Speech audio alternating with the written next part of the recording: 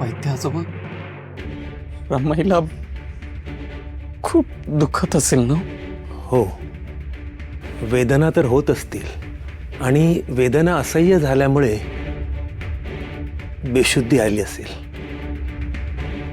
अहो धीर धरा, बुवा आजोबा आहेत ना, सासूबाई लवकरच बऱ्या होतील.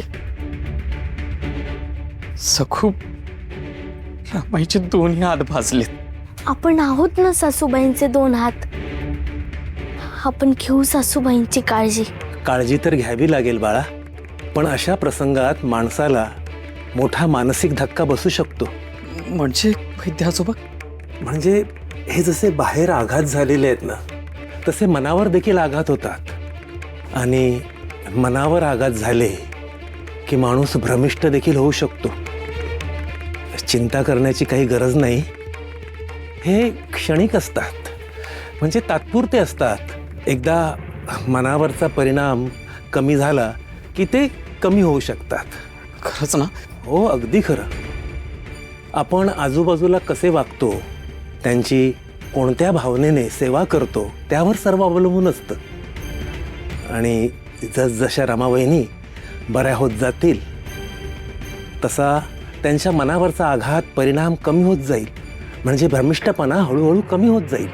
बुवा आजोबा, आम्ही सासूबाईंची सेवा करू. काही सुद्धा कमी पडू देणार नाही आम्ही त्यांना. मला त्याची खात्री आहे बाळा.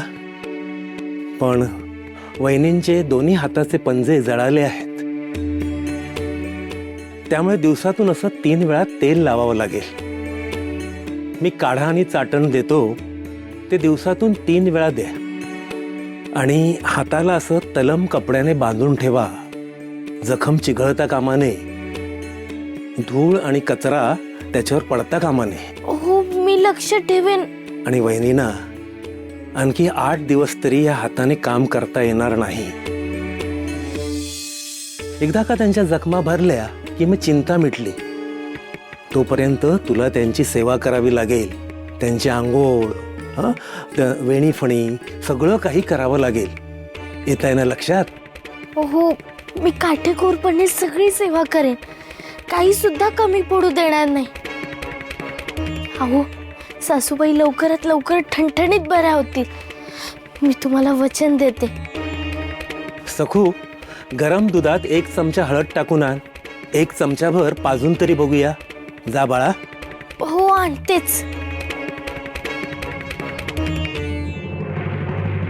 वैद्य आजोबा, पण रमाईचे हात असे कसे भाजले असतील? हातांना आग लागलेली मी याआधी कधी बघितली नाही.